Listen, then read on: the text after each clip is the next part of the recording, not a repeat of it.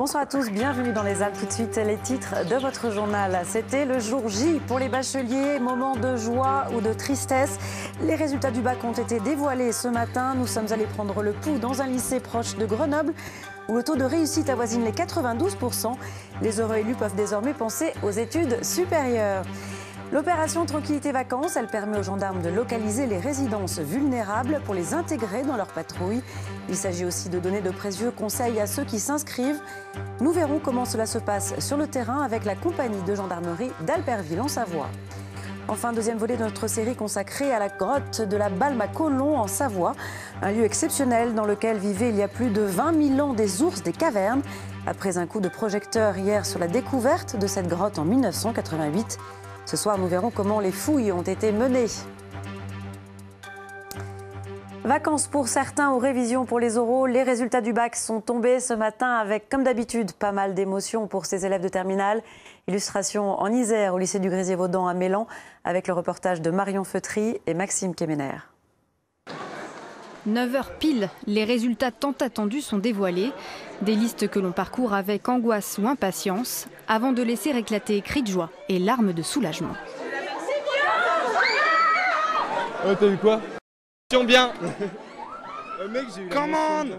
J'ai eu bien, mais je ne m'attendais pas à ça. Et là, c'est vraiment, waouh, un océan d'émotions. Au moins, c'est la fin du lycée, quoi, et je suis pas obligée d'y retourner l'an prochain. Je suis contente. Dans cet établissement, peu de recalés. 92% des candidats au bac général ou technologique sont reçus dès le premier tour. Alors, ceux qui sont reçus ont récupéré leur livret scolaire avec leur relevé de notes et les autres sont reçus en vie scolaire avec les enseignants des matières ou qui les ont encadrés dans l'année et ils sont en train de définir leur petite stratégie pour choisir les 2 épreuves du second groupe. Voilà, pour rattraper les points qui leur manquent. 17-21 de moyenne avec 19 en mathématiques, 17 en physique. Relevé de notes en poche, les nouveaux bacheliers peuvent désormais penser à l'avenir. Pour beaucoup, les études supérieures démarrent l'an prochain. Prépa scientifique, je suis en Lyon, donc il va falloir se bouger un peu, ça va être difficile, mais bon, on va prendre de nouvelles méthodes de travail et puis on verra comment ça le fera. Ceux qui n'ont pas décroché le diplôme n'ont plus que quelques jours avant l'oral de rattrapage. Pour les nouveaux bacheliers, les vacances ont déjà commencé. Le gouvernement a de nouveau utilisé le 49.3 pour faire passer en force le projet de loi travail. C'est aujourd'hui aussi qu'une nouvelle mobilisation, la 12e, était organisée avec des cortèges un peu partout, comme à Grenoble. Reportage Jordan Guéant et Florine Heba. 10h45, le cortège s'élance enfin avec 3 quarts d'heure de retard. Le temps de battre le rappel des troupes, car pour cette 12e manifestation, les rangs étaient clairsemés, mais le message toujours plus rodé.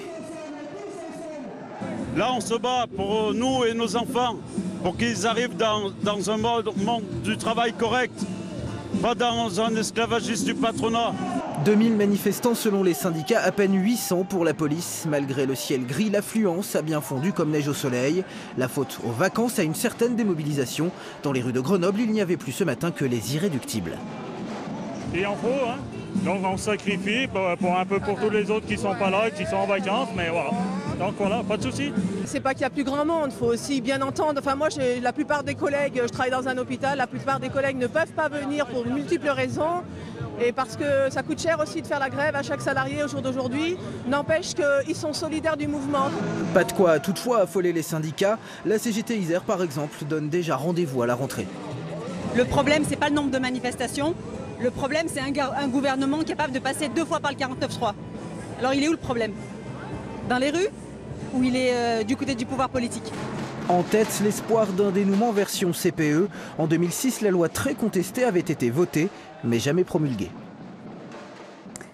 Justice à présent, Michel Néré ne retournera pas en prison. L'ancien numéro 2 de la police judiciaire de Lyon a été condamné à 2 ans et demi de prison ferme pour corruption. Mais il a déjà effectué 8 mois de détention provisoire et sa peine est aménageable.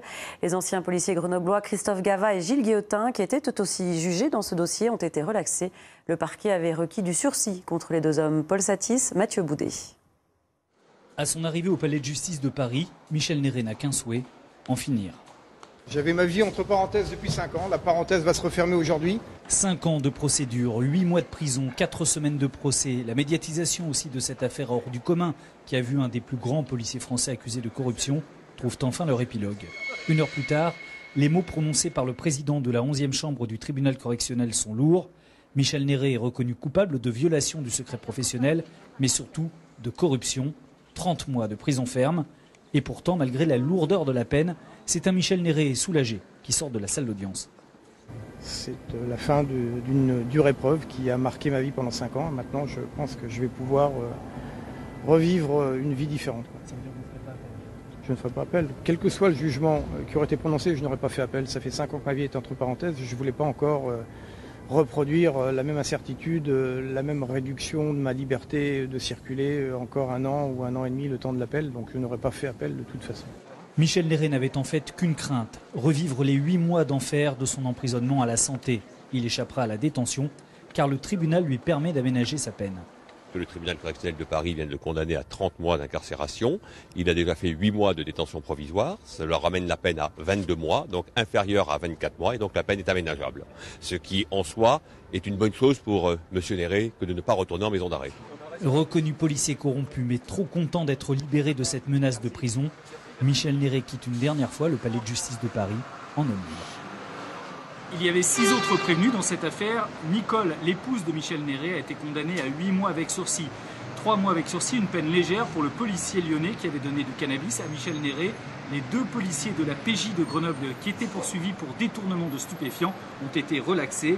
Relax également pour David Metaxas, l'avocat lyonnais, et pour l'escroc Cyril Astruc qui n'avait qu'un rôle mineur dans cette affaire. Enfin, les 2 corrupteurs, les cousins Gilles Bénichou et Stéphane Alzraa, écopent de peines de prison ferme, respectivement 5 ans et 2 ans.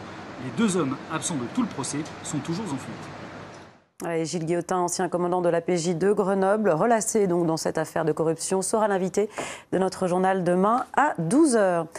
On poursuit avec cette très mauvaise nouvelle pour l'ETG. Le club de foot au Savoyard a été relégué aujourd'hui en CFA, c'est-à-dire en championnat amateur. 5 ans après son accession en Ligue 1, c'est donc la douche froide. Jordan Guéant, bonsoir. Bonsoir. C'est la 3e relégation du club en 2 ans, mais cette fois, ce n'est pas le sport qui est en cause, ce sont les finances. Eh oui, imaginez un peu, Pauline, en mai 2015, il y a à peine plus d'1 an, ETG évoluait encore en Ligue 1, c'est dire l'ampleur de la dégringolade.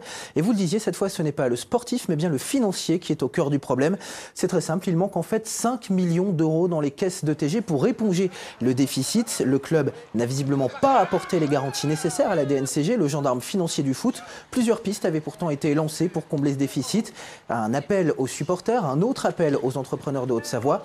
Aujourd'hui, le club se dirigerait vers la vente de son siège, la vente de son centre de formation à une société civile immobilière. Pas sûr pour autant que la transaction puisse être conclue avant le 15 juillet, date à laquelle la relégation en CFA deviendra définitive, Pauline. Alors le TG en CFA, c'est une dégringolade qui sera très lourde de conséquences. Eh bien, c'est tout simplement un retour à la case départ pour les Hauts-Savoyards. Retour à la case départ car le club va perdre son statut professionnel. CFA, ça veut dire championnat de France amateur. Donc plus de statut professionnel, plus de centre de formation non plus. Or, c'était la dernière pépite d'ETG. Il est donc à craindre que ces images que vous allez voir de la grande finale de la Coupe de France 2013 au Stade de France appartiennent bel et bien désormais à un passé révolu. Car lorsqu'on descend en CFA, il est très dur d'en sortir. Ce ne sont pas les Grenoblois du GF38 qui diront le contraire. Eux qui luttent pour retrouver le national depuis 4 ans. Grenoble, qui à l'époque de sa relégation, avait vécu un scénario très similaire à celui que traverse ETG aujourd'hui. Merci beaucoup Jordan pour toutes ces précisions. Un tout autre sujet à présent, une maison vide, c'est souvent une aubaine pour les cambrioleurs. Alors avant de partir en vacances, vous pouvez signaler votre absence à la police ou à la gendarmerie. C'est l'opération Tranquillité Vacances, une opération de prévention à laquelle participe notamment la compagnie de gendarmerie d'Albertville. Anne Diard, Didier Albrand. Alors vous avez demandé à nous voir ? Bah oui. Oh, bah. Gérard n'a jamais été cambriolé, mais mieux vaut prévenir que guérir. Entrez, Cette année, avant de partir en vacances, il a décidé d'informer les gendarmes de son absence, pour partir l'esprit tranquille. Il faut être vigilant parce que même si la commune de Caige, c'est une commune assez calme dans le Beaufortin, mais il y a toujours des incivilités et il faut être prudent. L'inscription à l'opération Tranquillité Vacances est gratuite. Elle permet aux gendarmes de localiser les résidences vulnérables pour les intégrer dans leur patrouille. On teste les volets, on va voir les voisins, voir s'il n'y a pas d'activité particulière. Mais pas seulement, ils distillent aussi de précieux conseils. On va les rassurer, on va leur donner quelques conseils personnalisés. On regarde un petit peu leur habitation par rapport à la vulnérabilité, à savoir s'ils ont des biens déjà de ne pas les laisser, s'ils ont un coffre-fort, il ne faut pas le laisser charger. des bijoux, du numéraire. La compagnie d'Albertville a mis en place une cellule anti-cambriolage qui obtient de bons résultats, avec une diminution l'an passé de près de 30% des atteintes aux biens et une forte augmentation des résolutions d'enquête. Elle souhaite aujourd'hui mettre l'accent sur la prévention. Ce qu'il faut, c'est dissuader le cambrioleur de venir. Donc soit qu'il s'aperçoive que ce n'est pas la peine puisque la maison n'est pas inoccupée, ou s'il comprend qu'elle est inoccupée, le retarder un maximum. S'il a des difficultés à pénétrer dans la maison, il laissera plus de traces et indices. Pour nous, c'est favorable pour la résolution des enquêtes. Les particuliers, mais aussi les commerçants et artisans sont invités à prévenir la police ou la gendarmerie quand ils s'absentent. Et pas seulement l'été. Suite de notre série consacrée au décrochage scolaire, ces jeunes qui quittent l'école sans aucune formation. Des dispositifs existent pour les raccrocher. Il y a notamment le programme 16-17 en action mis en place par la mission locale des Chirolles en Isère. Un dispositif dans lequel le sport, notamment, est très important. Céline Aubert-Aigré, Nathalie Rapuc. Je dirais que l'objectif général, c'est de monter au sommet, ou en tout cas le plus haut possible. Okay, seulement pour pouvoir faire ça en sécurité, il y a des règles qu'il faut respecter. Club d'escalade de Saint-Martin-d'Air, 10 février.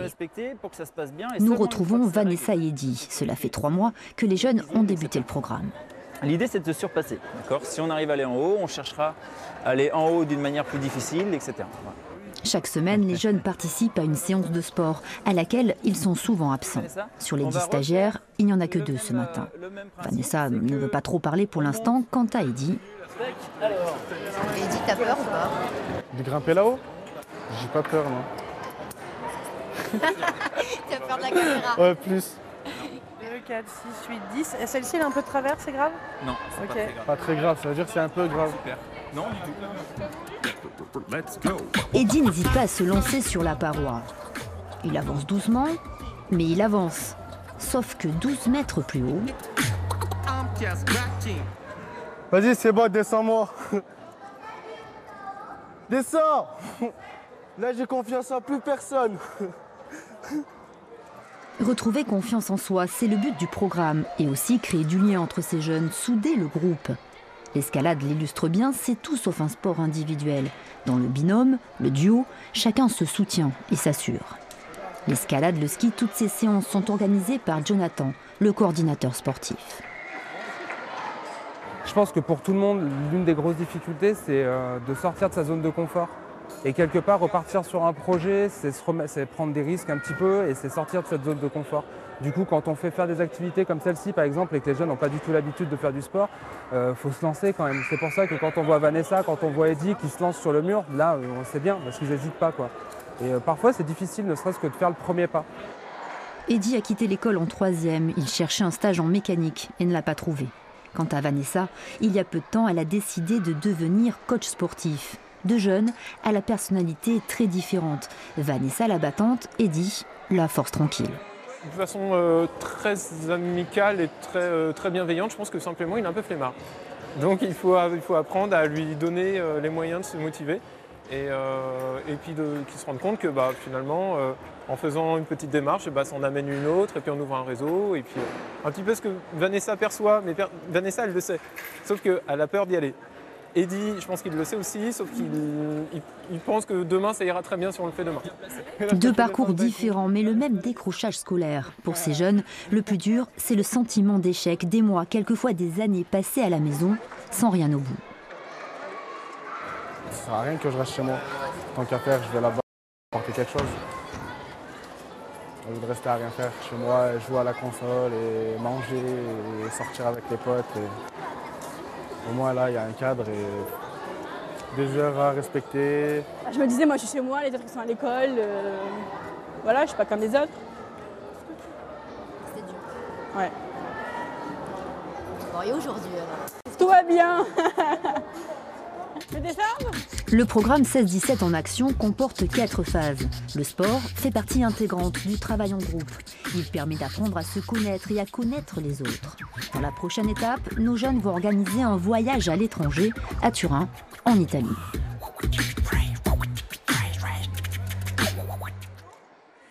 Comment reprendre le travail après un grave traumatisme? Eh bien, il existe des solutions pour réinsérer des personnes handicapées dans leur vie professionnelle. Vous voyez l'exemple de Denis, un facteur de Saint-Marcelin dans l'Isère. Il a obtenu un accord avec son entreprise pour retrouver une vie quasi normale. Fabrice Légard, Cédric Picot. Quand je suis revenu, voilà, c'était impressionnant. Il y avait mes collègues qui étaient au boulot déjà. J'étais partagé entre le bonheur de rattaquer et puis l'émotion, quoi. Il y avait un tas de choses qui sont revenues, quoi. C'est le sentiment de reprendre sa vie où on l'avait arrêté, en fait. Et ça y est, c'est reparti comme avant, quoi. Avec du gaz et voilà. Et pourtant, c'est au bord d'une route que la vie de Denis a bien failli s'arrêter un jour de juillet 2013. Sa moto face à un tracteur, un premier choc, avant un second, plusieurs jours après, celui de perdre une jambe. Après 2 ans de soins, de rééducation, de cogitation aussi, c'est en octobre l'an dernier que Denis a fait son grand retour. Un retour visiblement gagnant. On est à côté, s'il a besoin, on est là. Mais vraiment, il ne demande rien. Donc il est vraiment autonome et puis on a l'impression que rien ne s'est passé finalement. Beaucoup de choses au contraire se sont passées dans ce bureau, avec l'arrivée d'un siège ergonomique pour Denis, avant un nouveau bureau bientôt et aujourd'hui même d'une climatisation. Quand il fait trop chaud, avec mon manchon, en fait ça glisse et du coup je perds ma prothèse un petit peu. Donc ouais, c'est par rapport à ça. Donc on devait avoir un deuxième ordinateur, on devait avoir aussi un bureau amovible. Le siège aussi pas trop adapté encore, mais je vais avoir des modifications. Enfin voilà, c'est tout en cours. En cours, grâce à l'accord handicap en vigueur dans l'entreprise, il a permis de mettre en place un vrai parcours d'adaptation. Collègues, médecins, comités d'hygiène et sécurité ont planché avec Denis sur les parades à trouver à son handicap, et ce, quasiment dès l'hôpital. Et on a surtout voulu que ce soit un acteur de son retour. C'est-à-dire c'est lui qui décide. Et nous mettions, avec cette commission de suivi, on mettait en place tout ce qu'il fallait pour que ça se passe bien. En route donc pour une nouvelle vie professionnelle qui ressemble à quelques aménagements près à l'ancienne. Après notre série sur le décrochage scolaire, autre série dans ce journal, celle consacrée à la Balme à Colomb en Chartreuse. Cette grotte immense renferme un gisement exceptionnel d'os provenant d'ours des cavernes. Après sa découverte, des fouilles ont été menées, dirigées par un paléontologue, Michel Philippe. Un vaste chantier qui a particulièrement marqué sa vie professionnelle. Marie Michelier, Cédric Picot et Sophie Villatte. Un jour de novembre 1988, 2 spéléologues partis explorer la Balme à Colomb font une découverte sans précédent. Les restes de milliers d'animaux endormis dans la glaise depuis plus de 20 000 ans. On ne mesurait pas encore l'importance du site. C'était assez impressionnant. C'était quelque chose de saisissant. La Balme à Colomb, il fallait un jour la faire parler. Pour cela, des fouilles sont engagées à leur tête, un paléontologue, Michel Philippe, qui aujourd'hui encore partage tout ce que la grotte lui a révélé. On est là au cœur de l'endroit où on a vraiment fait les fouilles. À son arrivée, le sol est jonché d'os. Ça c'est un bout de crâne, ça c'est une vertèbre, ça c'est un humérus. Une zone est délimitée, 10% seulement de la grotte, quadrillée par mètre carré. Le travail des fouilles a consisté à enlever tous les os qu'il y avait visibles en surface, en les repérant sur un schéma précis, comme dans des fouilles archéologiques. On a fait des fouilles méticuleuses. On pourrait pratiquement remettre tous les os qu'on a sortis là où ils étaient, à 2 cm près. La grotte est-elle une chambre froide? Le noir total, pas plus d'1,5 degré et un taux d'humidité proche des 95%. Les os sont fragiles et les manœuvres délicates pour la douzaine de fouilleurs qui passent ici 5 à 6 heures par jour. On a creusé ici sur 2 mètres carrés. On a fait tous les 5 cm des prélèvements d'argile pour voir ce qu'il y avait comme pollen. Et ce qui fait qu'on connaît aussi à peu près ce qu'il y avait comme type de végétation. Sur plus de 80 cm d'épaisseur, on a quand même sorti 6 crânes pratiquement complets. Et en tout, plus de 100 ossements. Ça donne quand même une idée de l'importance de ce site. Après 200 jours de travail, le moral plusieurs fois rudoyé par des pillages, ce sont près de 15 000 os d'Ursus spelaeus qui quittent la montagne pour le centre de conservation de Lyon.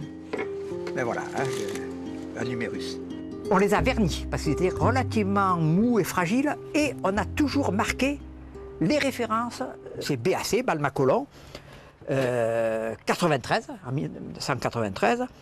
Grande salle d'entrée, GSE, dans le carré F3 et c'est l'os numéro 209. Ben ça, c'est un animal qui, s'il était dressé sur ses pattes arrière et les mains, comme pour griffer par exemple, devait faire 3 mètres de hauteur. Au garrot, ça devait faire 1m30, 1m35 à peu près, pour un poids de l'ordre de 450 à 500 kg quand même. Ah oui, c'était des belles bêtes. Hein. La grotte permettait aux ours de passer l'hiver à l'abri, protégés de la température extérieure, proche des moins 20 degrés. Ils vivotaient quand même, ils se déplaçaient. C'est même au cours de l'hivernation que les ours faisaient leurs petits. Aujourd'hui, la Balma-Colomb fait office de référence mondiale, attirant régulièrement jusqu'à Lyon des scientifiques. On vient mesurer les os pour voir s'ils sont plus gros que dans un autre gisement, pour savoir si c'est bien de l'ours de caverne ou pas de l'ours brun. Parce qu'à la même époque, il y a eu aussi l'ours brun. Et les os se ressemblent beaucoup, ce sont des cousins germains. Hein. Près de 30 ans après sa découverte, elle n'a toujours pas fini de parler. Et il y a des os sur 3000 m². Donc vous savez, il y a des études pour des générations de chercheurs, c'est sûr. J'ai fait pas mal d'autres fouilles, y compris d'autres grottes à ours d'ailleurs, hein. En Ardèche, à Samoëns, en Haute-Savoie. Mais bon, la Balma-Colomb, c'est la Balma-Colomb. Ouais. Voilà. Ils viennent de favelas brésiliennes, de bidonvilles indiens ou banlieues déshéritées d'Europe. 500 footballeurs en herbe, filles et garçons venus du monde entier, sont réunis en ce moment à Lyon pour un immense tournoi de foot solidaire. Objectif, leur offrir une part de rêve. La cérémonie d'ouverture avait lieu hier soir. Sophie Valzecchi et Laure Crozat étaient présentes pour notre sujet Grande Région Auvergne-Rhône-Alpes. La patrouille de France, rien que cela. Sur la pelouse, 500 jeunes âgés de 15 à 18 ans. Ils sont africains, américains, européens, tous réunis par une même passion, le football. On est une petite douzaine sur peut-être 400 jeunes à être sélectionnés pour un tournoi d'une semaine. Pour moi, c'est une chance que personne n'a. Et il faut en profiter à fond. La cérémonie d'ouverture de ce tournoi international de football est digne de celle de l'Euro 2016. Sur scène, l'orchestre de l'Opéra de Lyon, sous la baguette du chef arbitre Stefano Montanari, rythmera la soirée. Moment solennel quand la maîtrise de l'opéra entonne la Marseillaise. Cette opération Street Football World est une des 3 actions soutenues par l'organisateur de l'Euro 2016. La fondation de l'UEFA alloue pour ce tournoi un budget de 500 000 €. Michel Platini avait choisi d'aider l'enfance en détresse. Un grand événement sportif international, ce n'est pas simplement une compétition pour des équipes d'élite, mais c'est un événement qui doit aider à promouvoir un certain nombre de valeurs dans le pays organisateur, dans les villes hôtes, mais aussi plus largement en Europe, voire dans le monde. L'espace d'un instant hier soir, les ados avaient le sentiment d'être le centre de la planète foot. Oui, j'ai l'impression d'être une star. Le feu d'artifice, les avions, c'était énorme, c'était magique. Un bouquet final en apothéose pour qu'il reste inoubliable. Avant de refermer ce journal, je vous rappelle 2 des principales informations. Michel Néret ne retournera pas en prison. L'ancien numéro 2 de la police judiciaire de Lyon a été condamné aujourd'hui à 2 ans et demi de prison ferme pour corruption par le tribunal correctionnel de Paris. Mais il a déjà effectué 8 mois de détention provisoire et sa peine est aménageable. Les anciens policiers grenoblois, Christophe Gava et Gilles Guillotin, qui étaient eux aussi jugés dans ce dossier, ont été aujourd'hui relaxés. Enfin, cette info sport et cette très mauvaise nouvelle pour l'ETG. Le club de foot au Savoyard a été relégué aujourd'hui en CFA, c'est-à-dire en championnat amateur. Une véritable dégringolade pour le club qui avait décroché son ticket en Ligue 1 il y a 5 ans. Et c'est la fin de ce journal. L'actualité continue sur le site alpes.france3.fr. Tout de suite, la météo puis l'édition nationale. Demain, à midi, vous retrouverez Daniel Despins pour un nouveau point sur l'actualité dans les Alpes. Je serai là demain à 19 h. Passez une très belle soirée et à demain.